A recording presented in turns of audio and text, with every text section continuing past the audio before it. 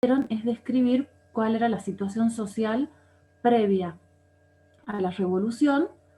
Por ahí después explicar un poco, algunos avanzaron en explicar un poco el problema en el funcionamiento de los estados generales. Cuando se va los representantes del tercer estado se retiran de esta eh, asamblea, digamos, de representantes, que es los estados generales, y fundan la Asamblea Nacional. Y ahí quedan, ¿no? Entonces, hay que desarrollar muchas otras cosas y a partir de la lectura de sus trabajos me hacen pensar que por ahí todavía no entienden qué significa esto de explicar las transformaciones en la organización estatal e institucional, ¿sí? Así que, no sé, ¿ustedes pueden el jueves a la mañana? Mañana a las 11:30 de la mañana.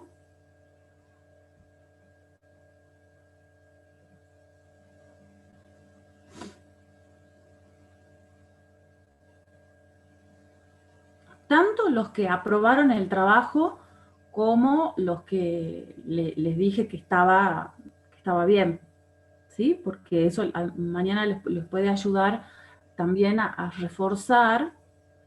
este, a reforzar algunas cosas. Ningún trabajo nunca es perfecto, ¿sí? Así que, o a terminar de entender. Así que bueno, entonces como la mayoría puede, mañana 11:30 de la mañana, yo les voy a dejar el enlace para la reunión en el chat del Moodle y de la comisión 3A y, y en Facebook, ¿sí? Los que no puedan, las personas que no puedan, entonces, bueno, trataremos de que en las clases de consulta anteriores al parcial, revisar, ¿sí? Ese tema. Bueno, y lo que no llegué a ver todavía es el trabajo práctico número 6, que es sobre el nacionalismo, ¿sí? Todavía eso no lo llegué a ver. Pero quizás salgan algunas cosas. Bueno, no sé si alguien tiene alguna pregunta sobre ese trabajo, algún concepto que no haya quedado claro. El del nacionalismo, que es el trabajo práctico número 6, donde tenían que argumentar, digamos, en contra de ese fragmento que les escribimos nosotros sobre el tema del Estado-nación, la nación, las naciones y el nacionalismo. No sé si hay algún...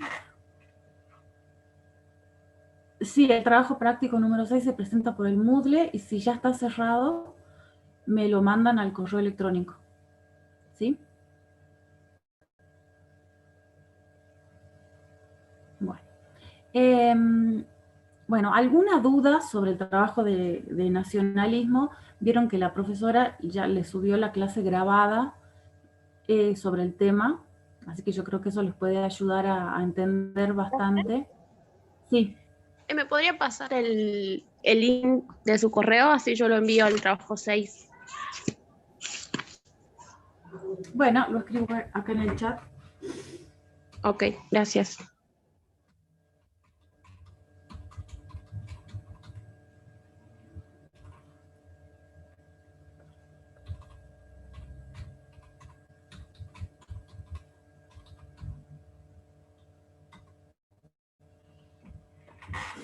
Ahí está. Bueno.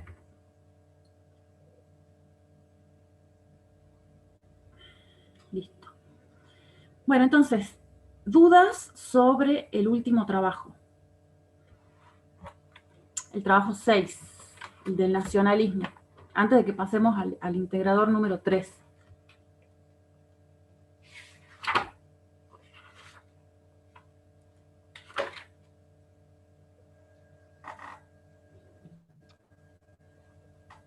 Profe, ¿Sí? los conceptos de Hobsbawm que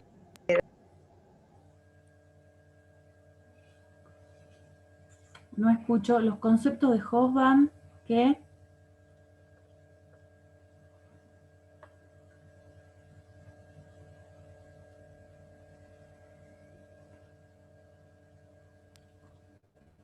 ¿Se cortó? ¿Profe? Sí, ahí.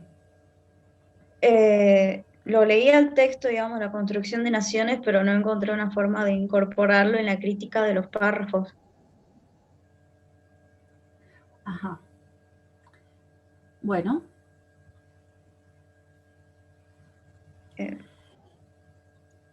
¿alguien le puede contar a Ariana a ver qué ideas del texto de Hobsbawm se pueden utilizar para contraargumentar, digamos, el texto que nosotros les escribimos sobre la nación? Porque ese texto, acuérdense, a ver, esperen que lo abra.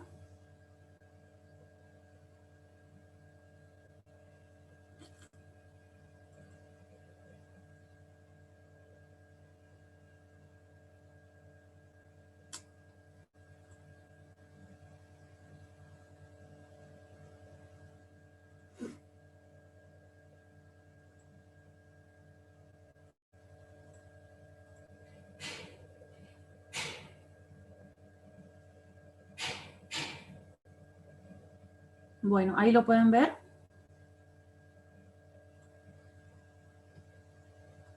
sí, Sí, profe. profe. Bueno, entonces, este es el texto que ustedes tenían que criticar. Digamos, en este texto se dice que las naciones, ¿sí? O sea, los grupos étnicos, las comunidades, las naciones definidas como se pueden definir de diferentes formas. Pero en este texto se dice que las naciones son definidas como conjuntos de población y etnias ligadas por la lengua, la historia y una cultura milenaria. ¿Sí? Lo primero que tendrían que hacer es, el texto de Hobsbawm, ¿qué dice sobre esa definición?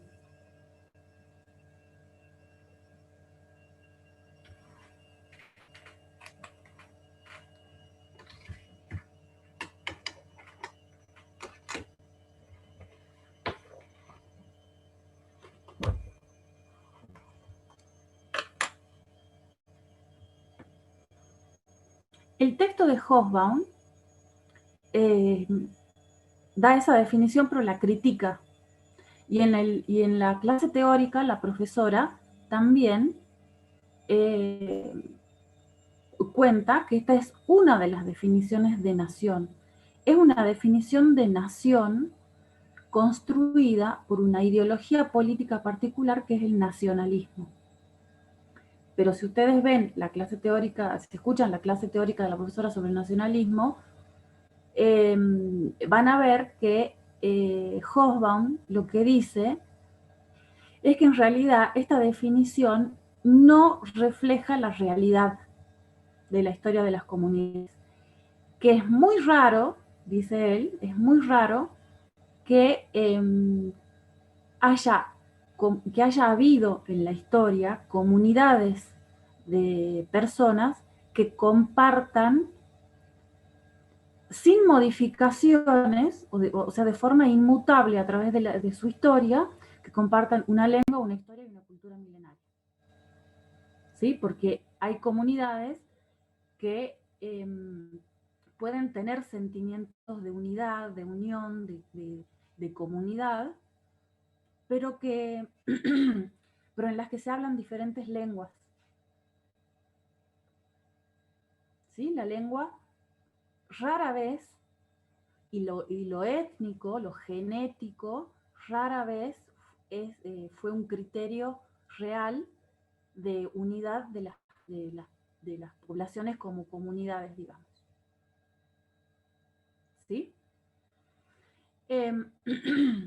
Y a ver, esa definición está en la página.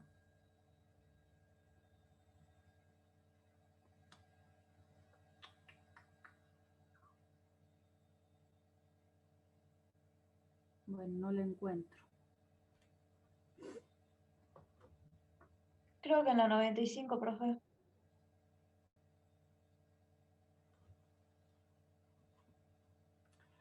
Dice...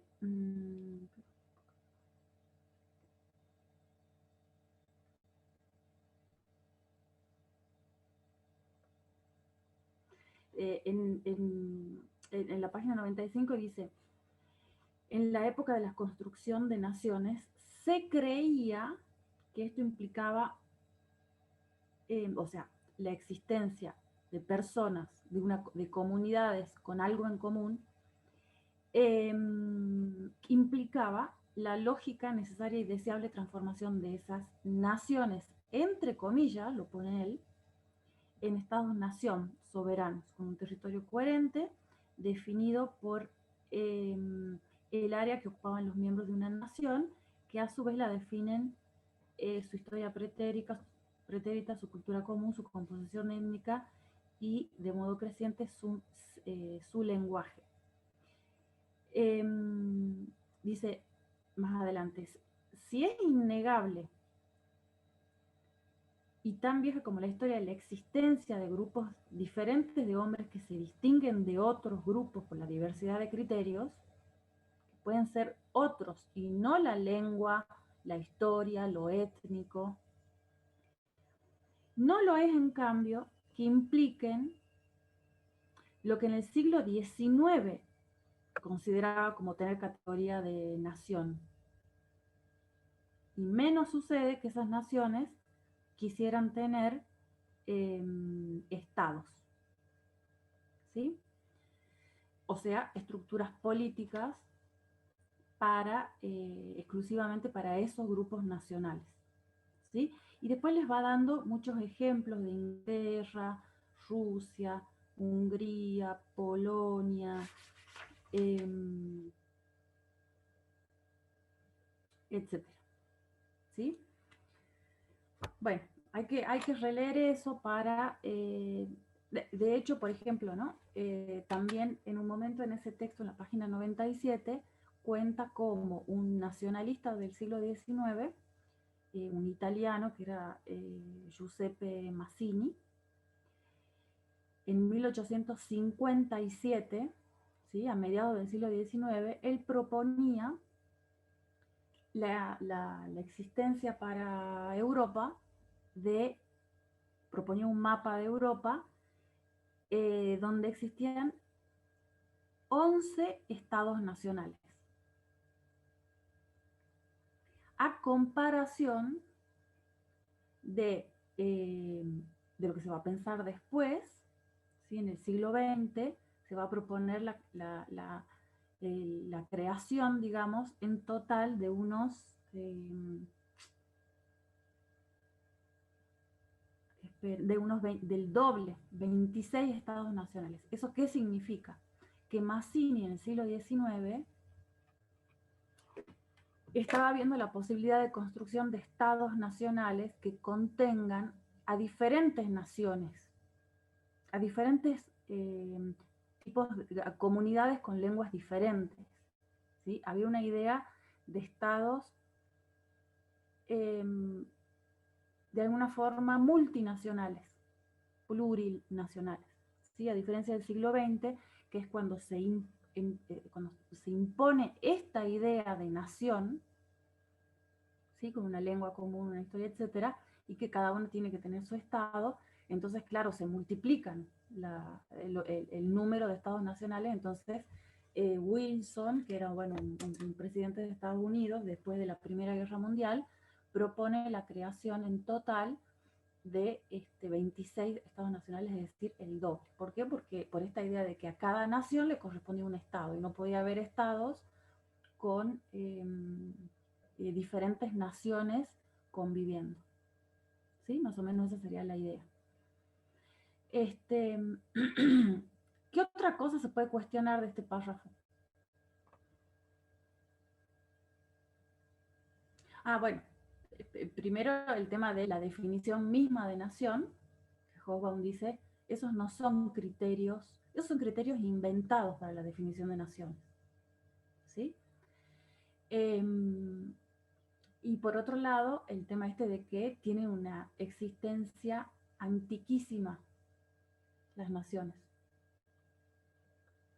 ¿sí? Eso también se puede cuestionar a partir de, bueno, no solamente Hobsbawm, sino también del texto periodístico y del texto de Aróstegui, ¿sí?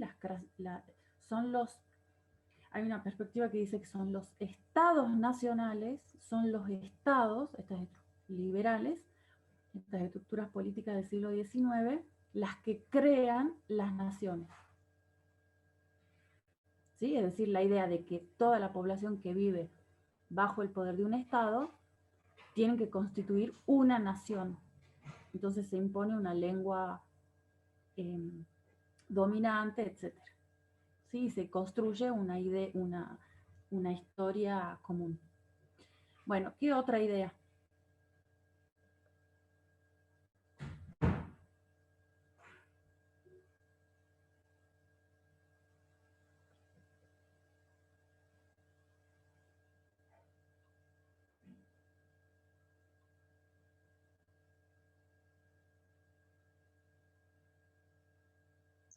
La parte donde dice el rol de los historiadores y demás disciplinas sociales contribuir a los conocimientos, a ese conocimiento de la construcción, bueno, de un Estado nacional. Lo que dice Luciana Álvarez en el texto periodístico de que porque se le enseña, se tergiversa la historia a partir de ciertos hechos que no fueron tan así como fueron, ¿no? Sino a partir de que se le quiere dar otro concepto de historia a los chicos que después no resulta tan así cuando se hacen más grandes. Bien, ¿y qué más critica? La forma de enseñar historia y hacer historia en la primaria, sobre todo. Y dice mm, que, que no parece muy bueno enseñar a los chicos esas cosas, digamos, sino enseñarles de otra manera historia, a pesar de que la manera de enseñar historia, y hace una cita sobre no sé qué pedagogo norteamericano, de que no, de que a pesar de los avances que hubo en educación histórica, por así decirlo, no llegaron a solucionar estos problemas que vienen desde el principio del siglo, dicen, creo que de 1908, no me acuerdo en qué año. Bien, entonces la idea de que la idea de que el rol de los historiadores, de los de disciplinas literarias, filosofía, antropología, etcétera, tiene que contribuir a ese conocimiento o a esa idea de que las naciones tienen como fin natural, como objetivo natural, lógico, su organización en Estado-Nación, eso es incorrecto, ¿sí? Porque además está fundado en una idea incorrecta que es que las comunidades de población, las naciones, tienen como destino final y lineal, ¿no es cierto? ¿Sí? Lineal y como, sí, fin último, digamos, su conformación en naciones. ¿Sí? Entonces, enseñar y tergiversar la historia en función de eso sería incorrecto, ¿sí? Pero además no solamente eso. Al final dice que poco ético y democrático, y hace cita al Estado de Canadá, ¿no? Que no tienen un héroe nacional, por así decirlo, salvo el chico que de cáncer que murió, pero bueno, ese excepcional, después son héroes anónimos todos. Claro, tienen cuenta que solamente tienen creo que dos fechas patrias, por decirlo de alguna forma, que conmemoran y que no hacen referencia a, a esta idea de que Canadá es una nación y que tuvo líderes que condujeron a la nación a organizarse como Estado, sino que son personas anónimas, y no se trata de Más bien imponer. dice que la libertad es como un derecho universal que todos tienen que respetar, digamos, y eso es lo que quieren hacer, ¿no? No Claro, que endiosar a una persona o un héroe, ¿no? Como si sí. fuese un dios casi. Y Prócer. después otra cosa Profe, que se puede, sí, profe, yo tengo entendido, si mal no leí, que ella decía que en Canadá, por ejemplo, tienen una fiesta para ay, ¿cómo era? Que tienen una fiesta como para celebrar a todos los que combatieron en ese entonces. No es que tienen en fechas, no hay, como te digo, demasiadas fechas a lo largo del año por cada uno de los héroes, digo. Es como que no los reconocen. Hacen una para todos en general. claro, claro, así. Este, porque, bueno, evidentemente habrá que estudiar qué pasa en Canadá con el tema de, es un estado muy desarrollado, quizá no necesite, a ver, esto es una cosa que le estoy pensando ahora, justamente por su desarrollo económico, cultural, educativo, no necesita imponerle lazos a la población, digamos, porque esos lazos ya son fuertes, esos lazos de unión, digamos, ya son fuertes, justamente porque es un país desarrollado económicamente, etcétera, ¿sí? Distinto a los países latinoamericanos, ¿sí? Que estamos con el tema de los héroes, la educación patriótica para crear lazos de unión ante una sociedad que está medio rota y en crisis, ¿no? Bueno, eso por ahí pienso ahora, pero no hace falta que ustedes lo desarrollen. Otra cosa que se puede cuestionar, bueno, ya creo que quedó dicho de lo que dije antes, y es el hecho de que estas naciones, de que en la supuesta existencia de naciones unidas por la lengua, sus rasgos étnicos, la historia, etcétera, así como cosas homogéneas, ¿no? Si existieran, y en los casos en que excepcionalmente existen sociedades así cerradas que se puedan definir en esos términos como naciones, por algún tipo de pureza, en el caso de que existan, no siempre, no siempre han pretendido transformarse en estados nacionales, en estados-nación. ¿Sí? Entonces esto de que natural y espontáneamente lograron su lógica y antigua aspiración de organizarse, no es así. ¿Sí? Entonces fíjense que dónde dice, dónde cuestiona Hobsbawm esa idea, como para ver qué ejemplos da. La redacción es compleja de Hobsbawm y solamente traten de buscar algún ejemplo, alguna cosilla de Profe, en texto. Hoffman dice que, bueno, que esto que dice la primera etapa de florecimiento nacional pasa inevitablemente por la adquisición de la recuperación y acumulación de orgullos debido a una herencia folclórica. Los que promovían esto eran casi siempre miembros cultos o minorías selectas. Eso está en la Bien. página 96. Uh-huh. Bien, y después estaba buscando acá algún ejemplo histórico que les dé él.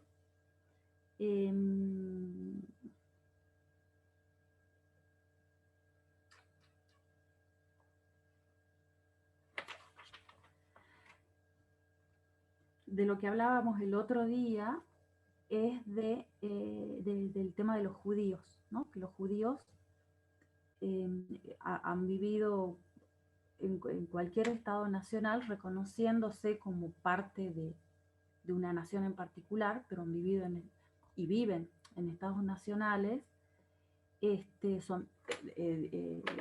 respetando las leyes de esos estados, de cada uno de esos estados nacionales en donde se vive, y recién a fines del siglo XIX es cuando se comenzó a un grupo de judíos comenzaron con el apoyo de Inglaterra, después de Estados Unidos, a hacer esta reivindicación de tener un territorio para el desarrollo de su nación, ¿no? y por eso es que en el 1947, después de muchos enfrentamientos, muchas guerras, recién ahí lograron que se les dé territorio y formar un Estado nacional puramente judío, israelí, digamos, ¿no? Pero durante la mayor parte de su historia, los judíos, y aún hoy, yo les decía el otro día, aún hoy hay judíos que rechazan la existencia de un Estado israelí, ¿no? Bueno,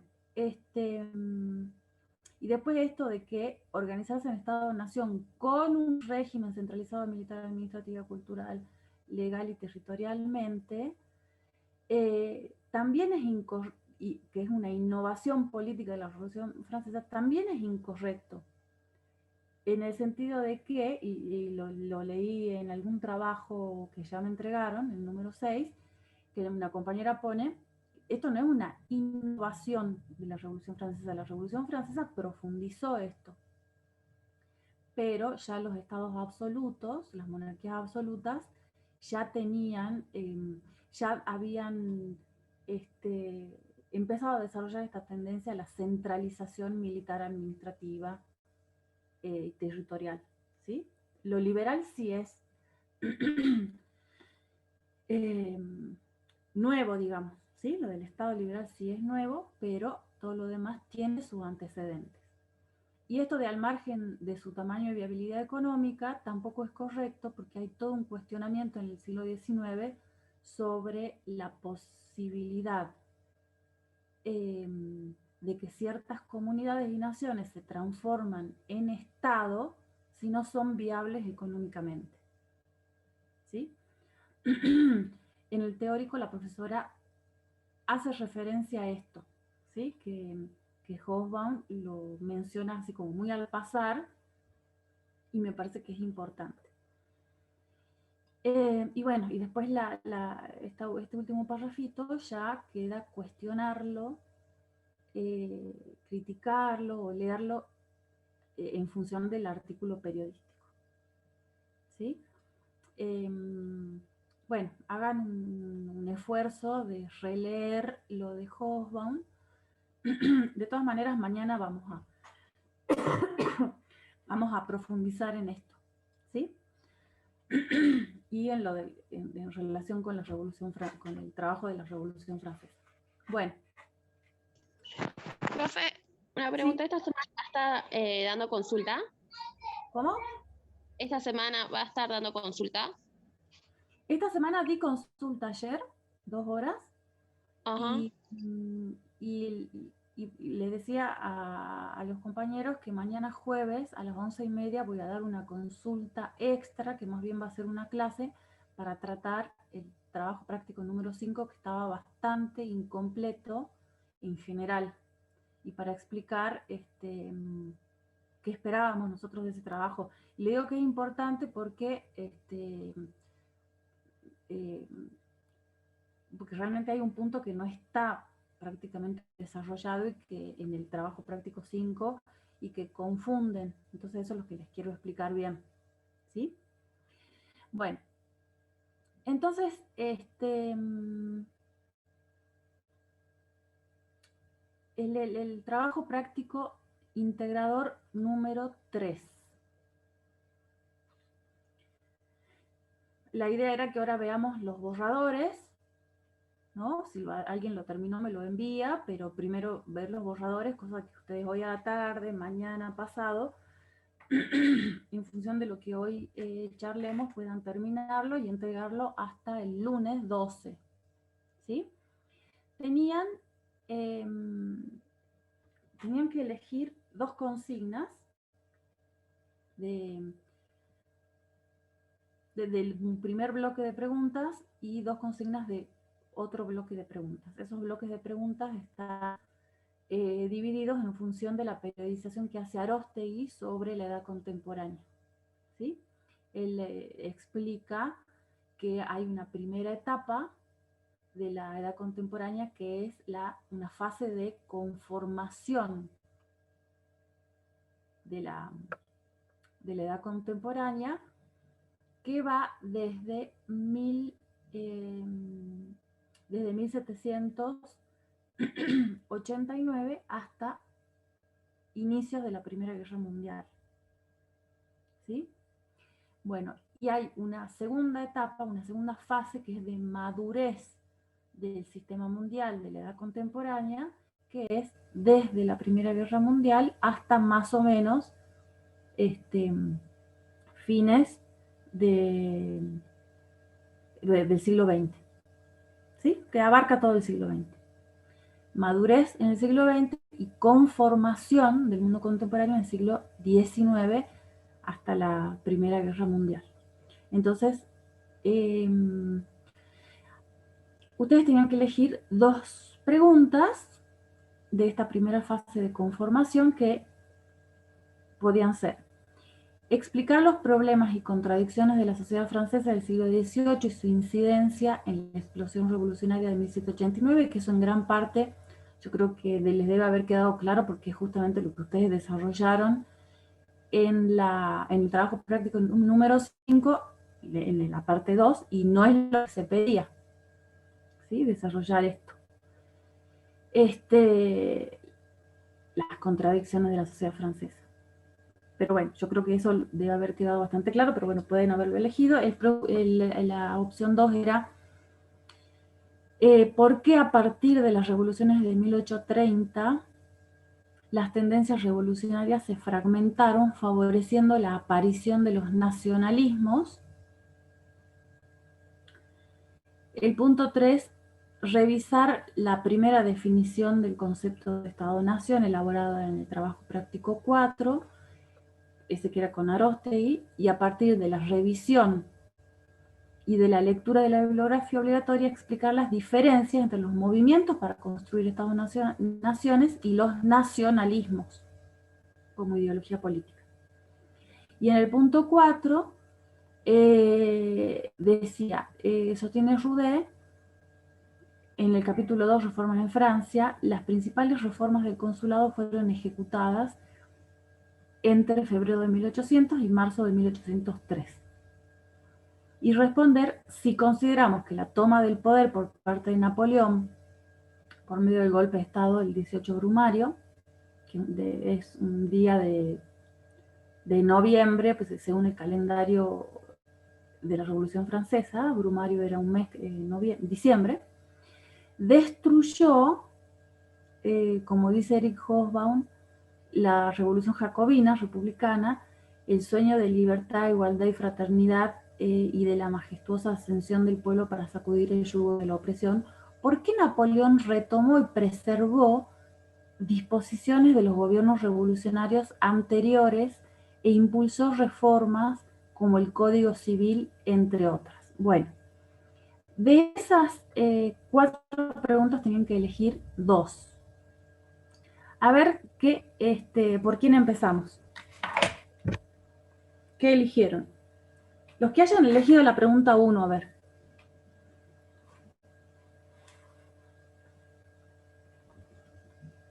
¿Alguien eligió la consigna 1?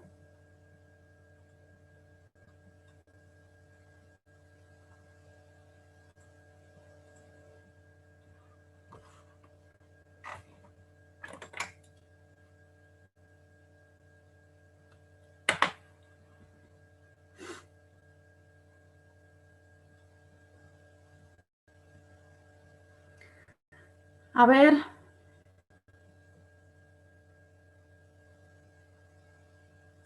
¿Alguien eligió la consigna 1? No sé si se me escucha.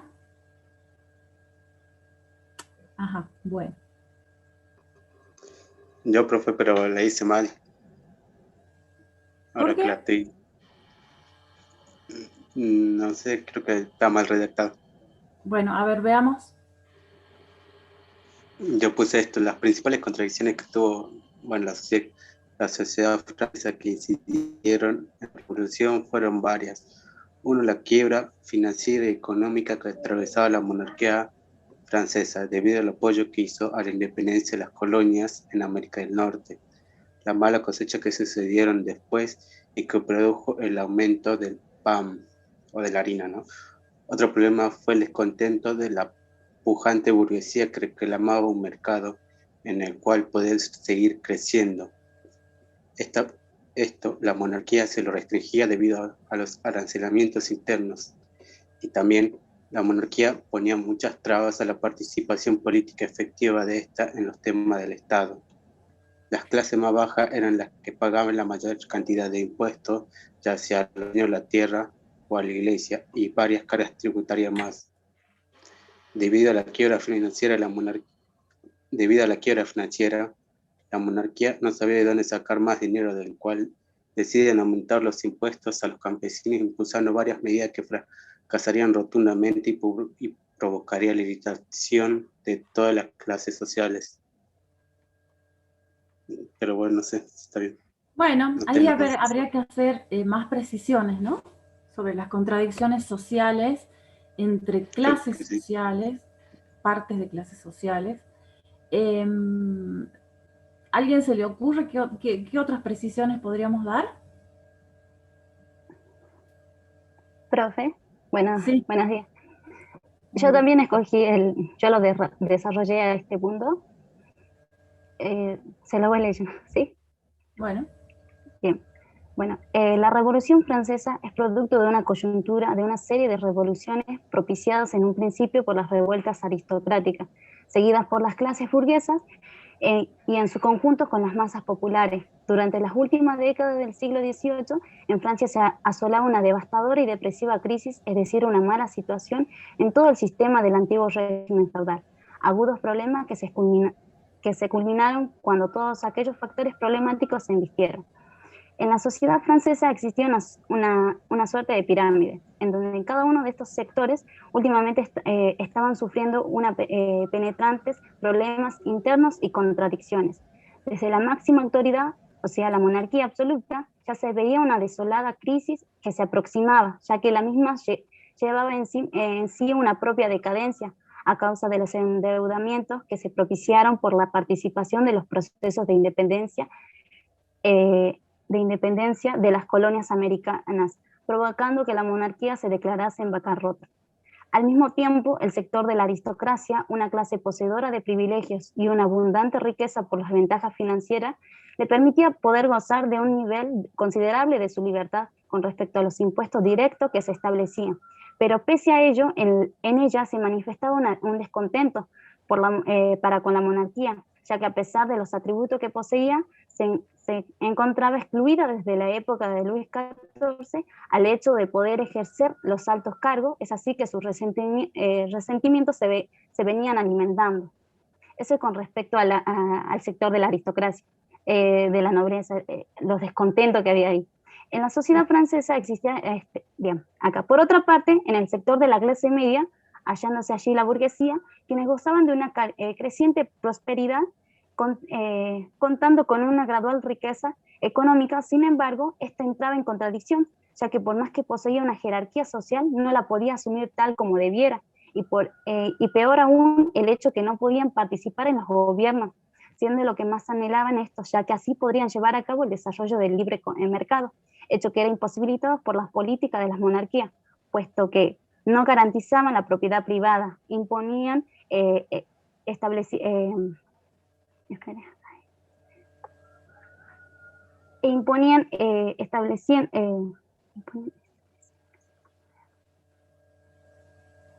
bueno, ahí creo que tengo que corregir aquí la manera de la expresión, pero esto de los temas de los impuestos de las aduanas.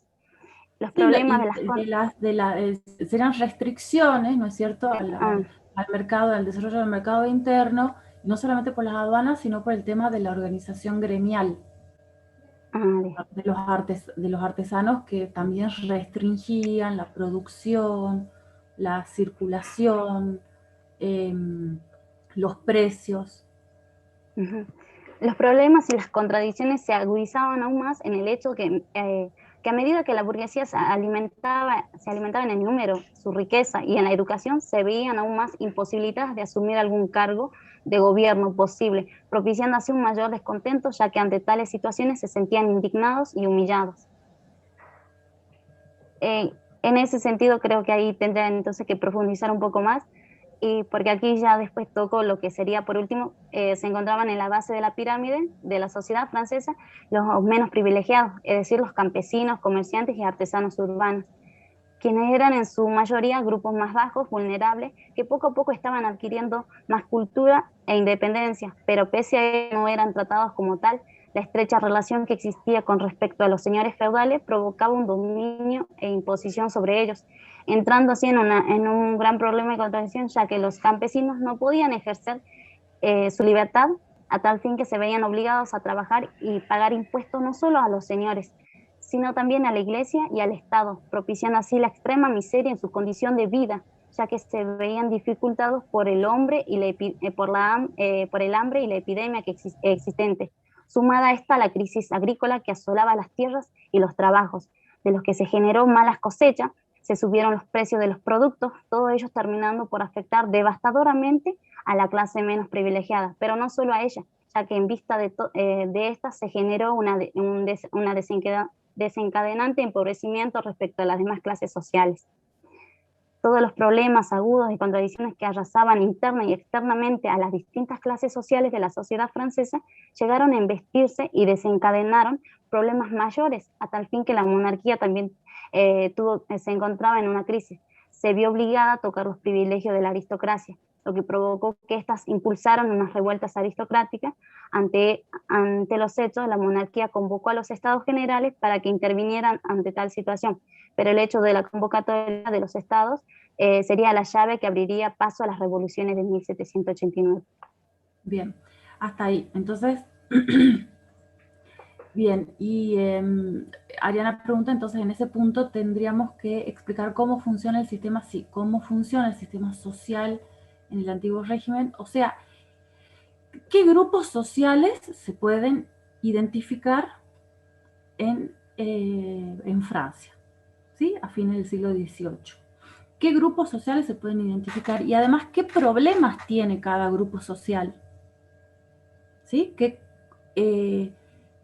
Cuando uno dice las contradicciones sociales son los intereses que chocan entre unos y otros, ¿sí? Contradicciones sociales tiene que ver con los intereses siempre chocan los intereses de unos grupos con otros, ¿sí? Y hablo objetivamente, es decir, más allá de las ideologías, de las ideas políticas. Por ejemplo, en el mundo rural, tomando Bonaudo, ¿no? En el mundo rural en Francia hay una tremenda contradicción de intereses, o sea, intereses opuestos, contradictorios, que chocan entre la burguesía rural, los campesinos libres, ¿sí? O pequeños campesinos, y la aristocracia terrateniente. Esos son los tres grupos fundamentales en el mundo rural. Burguesía rural, agraria, o sea, esta gente, ¿por qué distinguimos entre la burguesía rural y la aristocracia y la aristocracia feudal o terrateniente? Porque la burguesía no tiene títulos de nobleza, ¿sí? No participa políticamente, paga impuestos, no tiene los derechos que tiene la aristocracia por ser aristocracia. La burguesía rural son estos grupos urbanos que han logrado hacer plata a través del comercio, del intercambio, de dedicarse al ámbito financiero, han acumulado capital y han podido comprar tierras o apropiarse de tierras, no siendo aristocracia, ¿sí? O sea, no habiendo recibido tierras por ser duque, conde, etcétera, de la monarquía, del rey, ¿sí? Sino que adquirió tierras a través del mercado, digamos, de la compra-venta. Bueno, esa burguesía rural, ¿por qué tiene intereses contradictorios con los pequeños campesinos y la aristocracia terrateniente? Porque a los pequeños campesinos ligados o no a la aristocracia terrateniente, ligado por obligaciones o no a la aristocracia terrateniente, les conviene tener tierras comunales, es decir, tierras que no están puestas en producción, no se explotan, más que para ir a sacar madera, más que para hacer pastar a los animales en esas tierras comunes, por la provisión de agua de los ríos que pasan por esas tierras comunes, comunales, ¿sí? Son tierras comunales de todos, de todas las comunidades campesinas. Al terrateniente también le conviene que siga existiendo para que los campesinos que le pagan renta a la aristocracia feudal pueda mantenerse también a través de esas tierras comunales. A la aristocracia le conviene que el pequeño campesino tenga acceso a esas tierras comunales, ¿sí? A la burguesía rural, que son empresarios, quieren la propiedad privada, de comunal nada, ¿sí? Entonces ahí está el nudo del problema, ¿sí? Entonces la burguesía rural, que ha empezado a comprar tierra, a poner en propiedad privada las tierras, quiere más de eso, quiere extender ese sistema de propiedad privada a todo el campo en Francia, y lo mismo en Inglaterra y en todos los países de Europa, y luego va a pasar también ya en el siglo XIX acá en América Latina, ¿sí? La burguesía queriendo privatizar tierras que todavía no están en manos privadas. Bueno, y después en el mundo urbano, creo que bueno, la compañera también, Enzo, algo han podido decir, las contradicciones entre la pequeña burguesía artesanal y la burguesía ya industrial, ¿no es cierto? Las contradicciones que hay ahí entre ellos, porque la burguesía urbana, comercial, industrial, etcétera, quiere libertad de mercado, quiere producir lo que quiere, cuanto quiere, como quiere y ponerle el precio que quiere. Y todas esas cosas están restringidas por los gremios artesanales, ¿sí? Los gremios de los artesanos, que hay de carpinteros, de sastres, de gremios de la construcción, gremios de zapateros, gremios de todo, ¿sí? Tiene restringida la actividad productiva. Ellos quieren libertad de mercado. Bueno, a eso nos referimos cuando hablamos de contradicciones sociales. No solamente enumerar los grupos sociales, campesinos, ricos, pobres, aristocracia feudal, burguesía agraria o rural, de burguesía urbana, comerciantes, artesanos, etc. No solamente enumerar, sino mostrar por qué problemas está pasando cada grupo y a qué aspira. Porque esas aspiraciones de cada grupo chocan con las aspiraciones de otros grupos. ¿Sí? Bueno, bien. Entonces, ¿alguna pregunta sobre eso?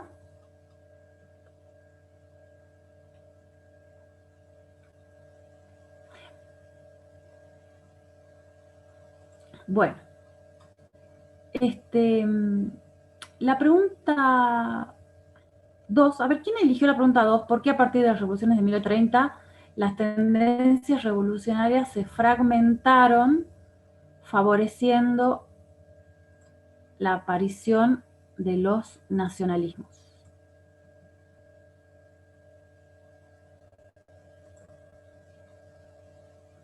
¿Alguien eligió ese punto?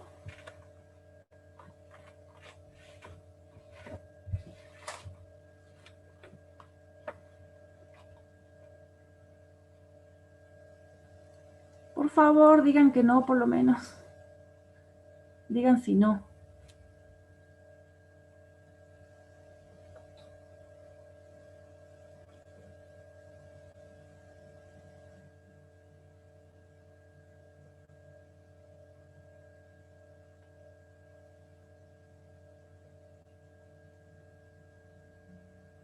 Bueno, para responder a esa pregunta, van a tener que, ver los teóricos de la profesora sobre el nacionalismo, Y además, tener muy en cuenta el texto de Aróstegui, sobre, no todo el texto de Aróstegui, ¿cómo se llama? De Orígenes y Problemas del Mundo Contemporáneo. ¿Sí? No todo el texto, sino la parte que habla de la conformación de los estados nacionales, es decir, desde la página 51, ¿sí? Desde la página 51, y van a ver que en la página 53 el autor ahí comienza a explicar que la conformación del Estado y del Estado de tipo liberal y los estados nacionales comienza a expandirse por toda Europa a partir de las revoluciones de 1830. ¿Sí? ¿Por qué? Después de la Revolución Francesa, ¿sí? 1789 hasta 1815, que cae Napoleón definitivamente, ¿sí? Después de eso, desde 1815, se restauran las monarquías en toda Europa.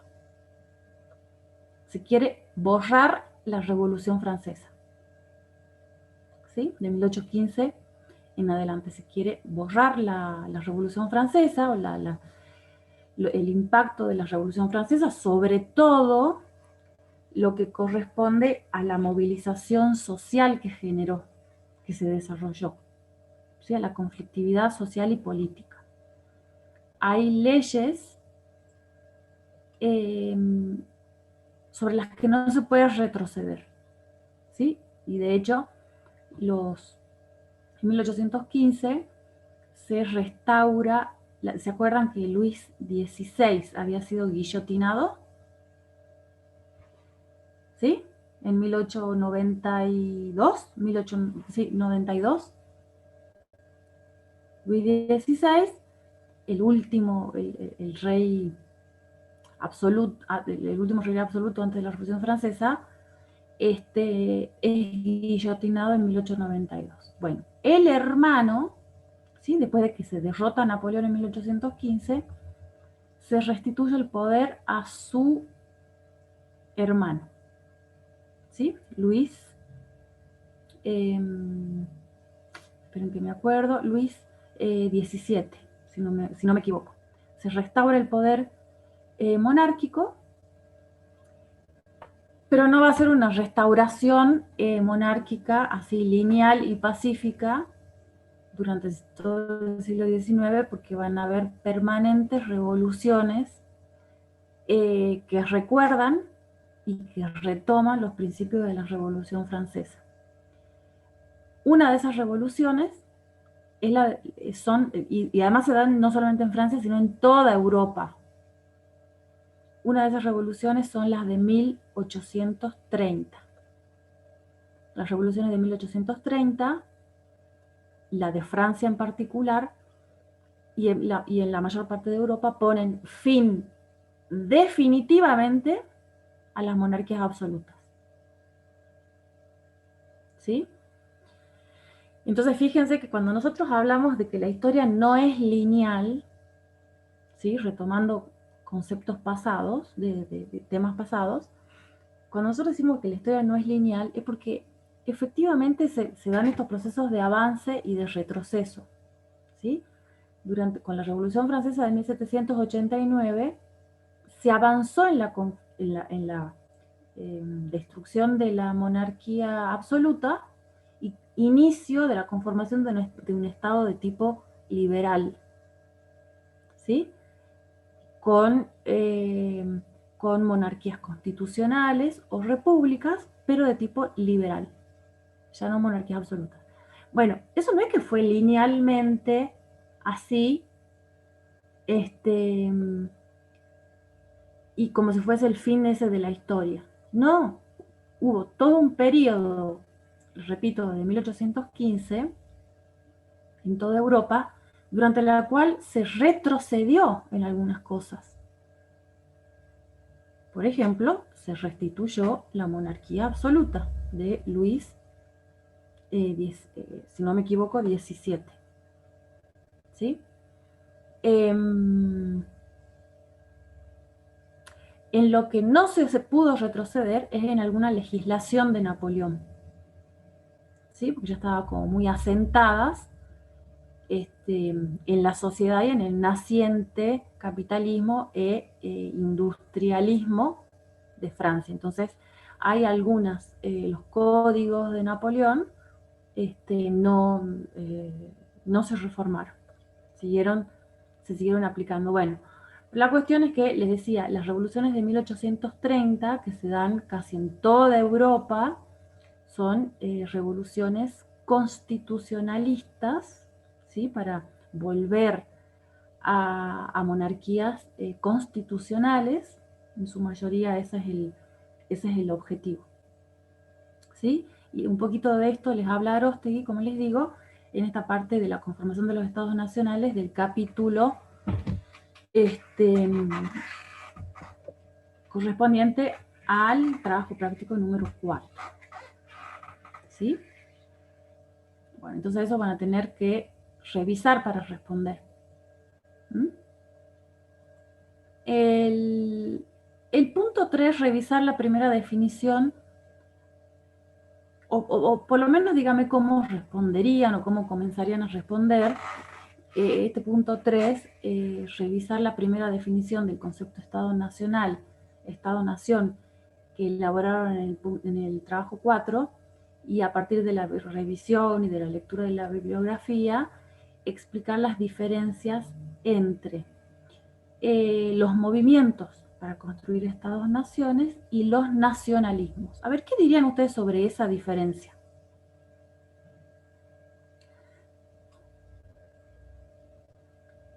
Entre los movimientos para conformar estados nacionales y los nacionalismos. ¿Cuál es la diferencia?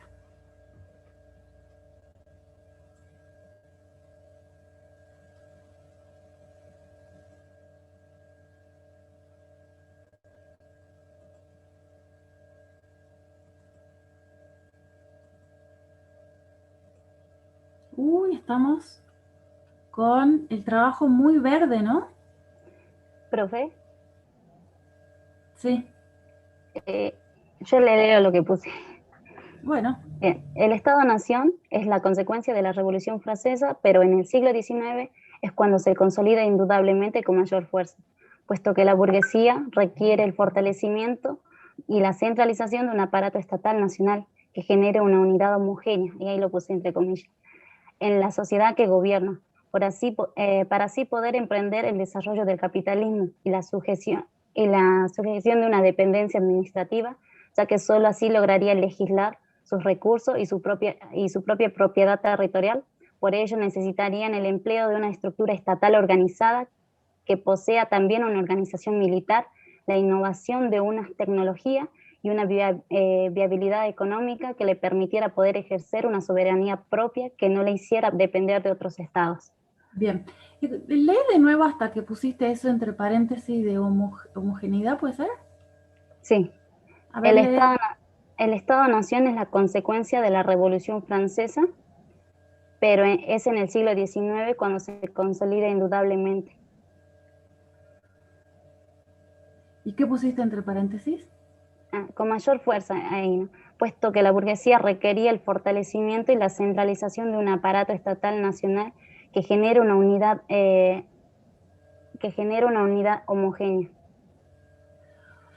Yo le dejaría que genere una unidad, porque lo de homogéneo es una intención para algunos estados. La intención es homogeneizar la población culturalmente. A otros no les interesa demasiado la homogeneidad, solamente con tal de que toda la población y las comunidades que viven bajo ese estado obedezcan a ese estado. Hay muchos casos en que no requieren y no tienen como objetivo la homogeneidad, hablando del aspecto cultural, ¿sí? A ver, por ejemplo, el Imperio Ruso. El Imperio Ruso, en el siglo XIX,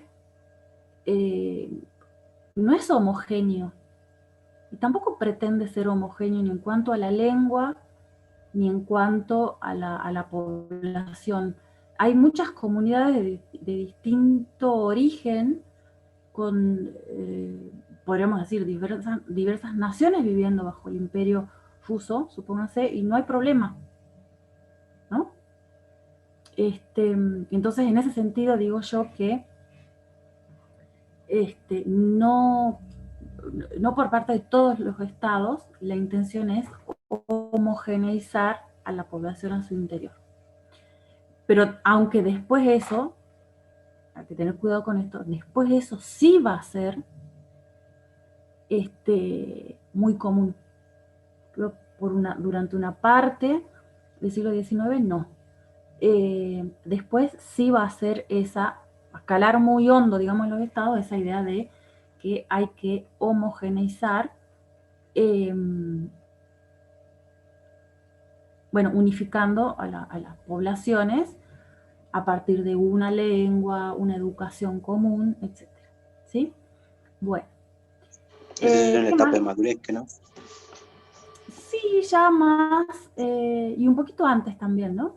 Ya desde fines de mediados a fines del siglo XIX comienza a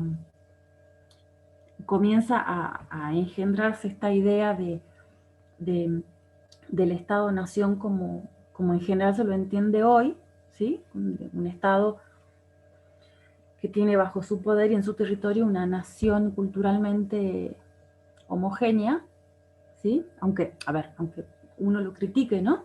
En general se lo concibe así. Y en la etapa de madurez, o sea, en el siglo XX, y el extremo es el nazismo y el fascismo, efectivamente se va a llevar a la práctica esa idea hasta el extremo de querer eliminar físicamente a una población de la forma que lo hizo Hitler. No, que Hitler no es el primero tampoco que desarrolla ese tipo de política, pero bueno, es como el sumum de esa idea. Bueno, ¿qué más, Fernanda? Creo que no habías terminado, ¿no? ¿O sí? No, ahí con respecto a eso, entonces, porque yo después le leo lo que continúa para que bien, lo que ahí tuve una mala interpretación, entonces. Es por esto que realizan la fabricación de elementos aglutinantemente identitarios y, bueno, nacionales, ¿no? Idioma, cultura, religión, costumbre, etcétera, que permitieran imponer una identidad nacional, sobre todo a una comunidad concebida por varios nacionalismos, en donde las demás culturas quedaban subordinadas, todo ello mediante el ejercicio de la educación implementada en las escuelas primarias, porque por medio de ella los niños aprenderían a concebir una identidad nacional que los diferenciara de otras naciones, con los mitos históricos, los procesos nacionales, los símbolos patrios expuestos por los maestros. No, está bien, porque eso ocurre efectivamente y desde fines del siglo XIX más todavía. Y más cuando cuando surge este movimiento político, ideológico, que es el nacionalismo. ¿Sí? El nacionalismo como ideología política, ¿no es cierto?, que encarna en algunos estados nacionales, en algunos estados, en otros no tanto, pero hay algunos en los que encarna ese nacionalismo, entonces, en la mayoría, entonces se desarrolla todo eso que estás diciendo vos, que estás explicando vos, ¿sí? Bien. Claro, entonces como lo viene diciendo, ¿no? Que no en todos los estados-naciones se persigue esa homogeneidad. Claro. Bien. Y bueno, es así que la concepción de los estados-naciones no hace más que exaltar y fortalecer un estado central en el que se representa una sociedad homogénea, y lo puse, bueno, ahí lo voy a tomar en cuenta eso, en vista de una subordinación de las distintas colectivos que la integran. Eso por un lado sobre el Estado-Naciones. Y bueno, aquí. Por otro lado, el nacionalismo representan aquellos movimientos que no tienen un marco temporal histórico, los cuales pretendieron detentar su presencia con mayor significancia cuando intentaron aprovechar el vacío de las monarquías absolutas, que habrían dejado después de que fueron concluidas, siendo así que éstas las llenarían con su presencia a través de las pretendidas ideas de unificación de todos los habitantes pertenecientes a un determinado territorio, propiciando y favoreciendo que predominara una única identidad que identificara y representara a todos los habitantes. Todo ello llevado a cabo bajo la organización de un mismo sistema político concebido como si las diferencias preexistentes en esa comunidad no existieran. Es así que a tal fin lo que pretendían era llevar a cabo la perseverancia de una cultura, de una identidad nacional. Bien. Bien, efectivamente el nacionalismo comienza a ser una fuerza ideológica que realmente la toman los constructores, digamos, de los estados, ¿sí? Entonces se hace más fuerte esta idea del Estado-Nación como constituido por una población que debe ser homogénea, común, etc. ¿Sí? Bien.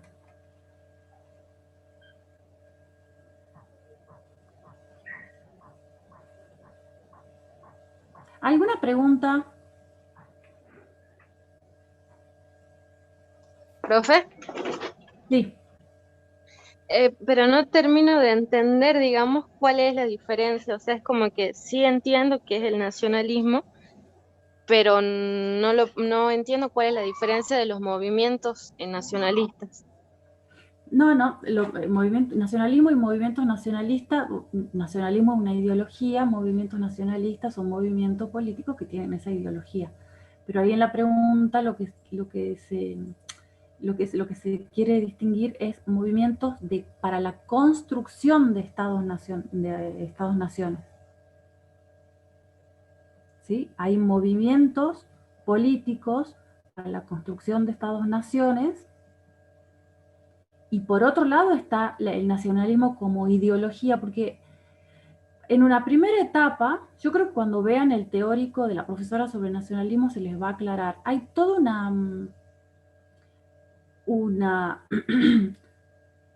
la conformación de los estados nacionales, estados liberales, estados modernos, ¿sí?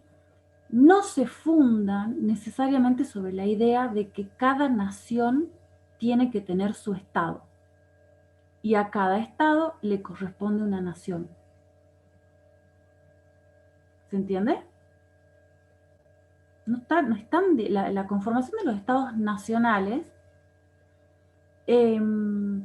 quieren que sus poblaciones sean nacionales, sean unificadas, sean homogéneas, digamos.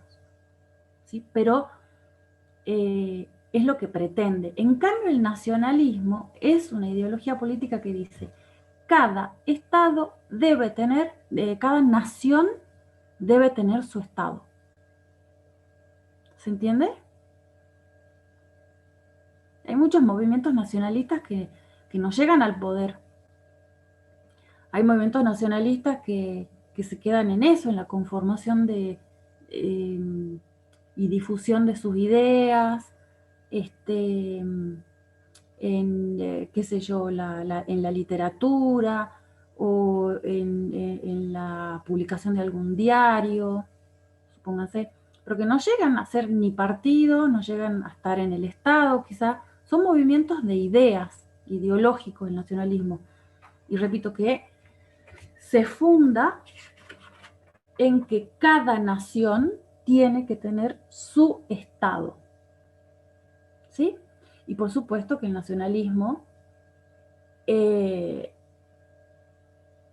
entiende a la nación como una comunidad homogénea y además, no es que, además de que entiende a la nación, esos movimientos nacionalistas crean la idea en sus propias comunidades de que son una comunidad homogénea, que tienen valores, símbolos, una historia común, alguno lo puede decir hasta genes comunes. Se entiende, tiene una historia compartida, se fundan en Enemigo esa en idea común de... también, profe. ¿Cómo? Enemigo en común. Y un enemigo en común, se crean enemigos en general, ¿sí? Es un movimiento nacionalista que entiende a la nación como eso, como algo natural, como algo antiguo, natural, que nosotros tenemos que defender frente a una amenaza externa, y además que esa nación tiene que tener su propio territorio, sus propias leyes y Estado. Ahora, el movimiento para la formación de estados nacionales son movimientos políticos para la estructuración de un tipo de Estado, una estructura institucional, digamos, como todo lo que explicó Fernanda, ¿sí? Para la creación de un mercado interno, leyes comunes, etcétera, en un territorio en donde pueden convivir varias naciones o varias culturas distintas, etcétera. Después ese Estado va a tratar de homogeneizarlos, ¿sí? El Estado nacional pretende homogeneizar, los Estados nacionales pretenden homogeneizar y crear naciones de un conjunto de población que dominan. El nacionalismo es una ideología política que dice, las naciones son naturales y cada una tiene que tener su Estado. Punto final. Entonces, no sé si se entiende ahí la diferencia.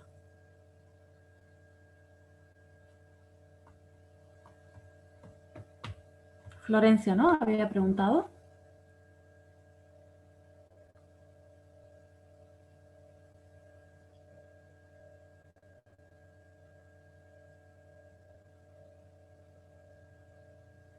Mira, acá hay un autor, para que lo busque.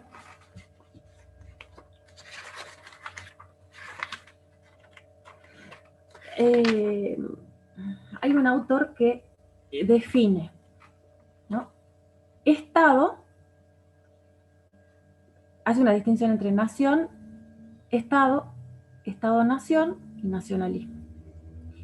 Estado es una comunidad humana que reivindica el monopolio del uso de la violencia en un territorio. ¿Sí? Una estructura institucional que tiene el monopolio del uso de la fuerza sobre un territorio. ¿Sí? Y así en el año 5000 a.C., en el año 1000 a.C. y hoy. Con una monarquía absoluta, con una monarquía constitucional, un Estado liberal, nacional, etc. ¿Sí? Estado en sentido general. El Estado-nación, en cambio, el Estado-nación, ese tipo de Estado, es un fenómeno moderno, es un fenómeno de la edad contemporánea más bien, caracterizado por la formación de un tipo de Estado que posee el monopolio de la violencia como todo Estado, dentro de un territorio delimitado y que busca conseguir la unidad de la población sujeta a su gobierno mediante la homogeneización. Un Estado nacional busca eso porque sabe que no existe homogeneidad. ¿Me entienden? Entonces un Estado nacional busca la homogeneidad. Entonces crea una cultura, símbolos, valores comunes, inventa tradiciones, bueno, y todo lo que les explica en el artículo ese sobre la enseñanza de la historia, Luciana Vázquez. Entonces, es el Estado, una cierta estructuración de la sociedad por la cual un grupo tiene el dominio de la fuerza pública sobre la comunidad. Estado-nación es un tipo de Estado que además de ser eso, tiene pretensiones de homogeneizar a la población de su territorio, bajo su territorio. La nación así sola, ¿sí? La palabra nación se puede definir como un grupo humano que siente, que es consciente de formar parte de una comunidad. ¿Sí? Ligado a un territorio delimitado. Un pueblo, una región, bueno, eso puede variar. Cada una de estas, las naciones pueden reivindicar su autodeterminación política, o sea, su derecho a formar estados, o no. Los gitanos nunca, que yo sepa, habrá que investigarlo, pero por lo que yo sé, los gitanos nunca reivindicaron tener su propio estado. Y son una nación. ¿Qué sé yo? La nación Wichí. ¿Reivindica su propio estado? No. Quiere estar incorporada al estado que ya existe. ¿Sí? Bueno, en Argentina tenemos, y acá en el norte, un montón de naciones reconocidas, que están además agrupadas en organizaciones diferentes indígenas, Calchaquí, etcétera. Bueno, no reclaman un estado propio. No tenemos ese problema en América. Pero son naciones. ¿Sí? Bueno, entonces, naciones son estas comunidades, grupos que sienten en común tener algo en común, que ya les digo, puede ser la lengua, puede no ser la lengua, puede ser una historia común, un antepasado común, etc. ¿Sí? En cambio, nacionalismo es una ideología política. Y también se puede definir como sentimiento de pertenencia a una comunidad cuyos miembros se identifican con símbolos, creencias, y además manifiestan su intención de tener un estado para esa comunidad. ¿Se entiende la diferencia?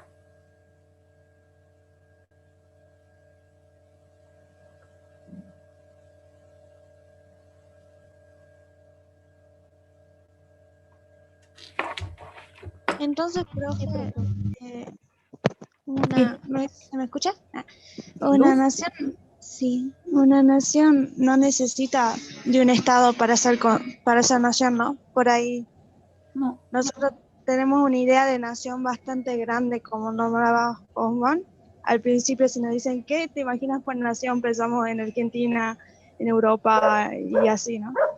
Pero, bueno, eso. Claro. Y ahí también surge el regionalismo, que no, dentro de una misma nación, cuando se intenta homogeneizar, surgen las regiones y bueno, esas ideas. Sí, y en alguna parte del texto de Hobsbawm, de la construcción de naciones, les explica que los estados, a ver, ¿dónde dice?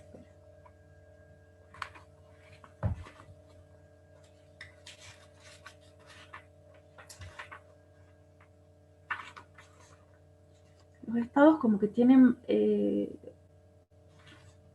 dice en la página 98, al final dice, enfrentados a las aspiraciones nacionales de pueblos pequeños, ¿sí? Enfrentados a las aspiraciones nacionales de los pueblos pequeños, los ideólogos de la Europa nacional, o los ideólogos de los estados nacionales, creo que está queriendo decir, tenían tres elecciones. podían hacer tres cosas. Negar su legitimidad o su existencia en conjunto, ignorarlos, digamos, a estos pueblos que se reivindicaban naciones con derecho propio dentro de un Estado nacional, podían reducirlos a movimientos en pro de la autonomía regional y podían aceptarlos como realidades innegables, pero ingobernables. ¿Sí? Entonces, aceptar que existían esas naciones dentro del Estado Nacional, como por ejemplo, a ver, yo estoy pensando ahora en España con los catalanes, ya está, existe la nación catalana o los catalanes concebidos ellos mismos como una nación, aparte tienen su propia lengua, conservan su propia lengua y la enseñan en las escuelas. Sí, España acepta que existen. Está entre eso y la idea de reducirlos a un movimiento por la autonomía regional de España, ¿no? O sea, decir, no, ustedes no son una nación, sino son un movimiento que quiere más autonomía, una región que quiere autonomía dentro de un Estado nacional.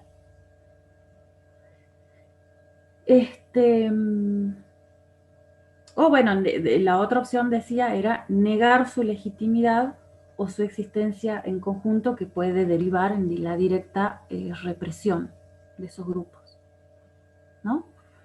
Entonces, bueno, esto me hizo acordar a la compañera, a la Luz, que hablaba del regionalismo, porque pueden terminar convirtiéndose las naciones no reconocidas dentro de un Estado nacional, pueden terminar convertidas en regionalismos, ¿no? Bien, ¿alguna otra pregunta sobre esto? Creo que es lo más complejo, ¿no?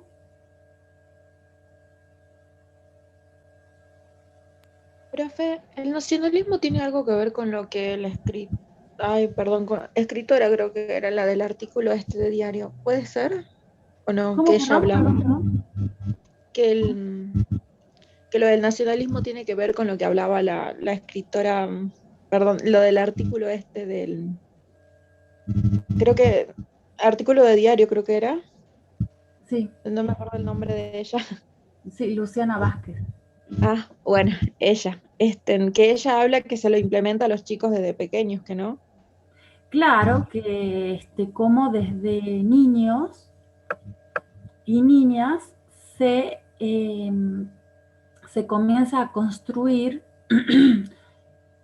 la idea de que forman parte de una nación con una historia común, particular, etc., ¿no? Cuando, y yo les decía esto la vez pasada, argentinos, ¿cierto? Cuando, y queriendo también hacer creer que todos los héroes patrios luchaban por una Argentina independiente, cuando en 1810 no existía Argentina, ¿sí? Y por otro lado, cuando todo el norte argentino estaba más vinculado a Bolivia que a Buenos Aires, ¿no? Entonces, esa es una idea muy incorrecta, digamos. Güemes no luchaba por la frontera norte, como siempre se dice, porque no había ninguna frontera, porque la parte de Bolivia era, digamos, formaba parte como de la misma región, ¿sí? Lo que estaba haciendo era frenar a los realistas que venían del norte, frenar para que no avancen más en el territorio, nada más, y no pudieran llegar a Buenos Aires, que era la capital de lo que había sido el virreinato. Entonces ellos, estos héroes patrios, no tienen la idea de una nación argentina, ni un Estado nacional argentino, en absoluto. ¿Sí? Uruguay formaba parte todavía, Paraguay, Y sin embargo, hay una historia enseñada, ¿no es cierto?, en las escuelas que excluye a Uruguay, a Paraguay es otra cosa, Bolivia otra cosa, Chile otra cosa, cuando éramos todos las mismas, las provincias, bueno, varias regiones de estos otros países hoy formaban parte de la provincia unida del Río de la Plata, del virreinato primero y después de la provincia, ¿sí? Así que, bueno, se va como recortando la historia, poniendo esto acá, esto allá, sacando, poniendo, modificando, tergiversando, en fin, para crear una historia común de los pobladores de lo que son hoy las fronteras de la Argentina. ¿Sí? En el intento del Estado, ¿no?, de constituir una nación donde no hay una nación. ¿Sí? De constituirse en Estado Nacional, en definitiva. Bueno.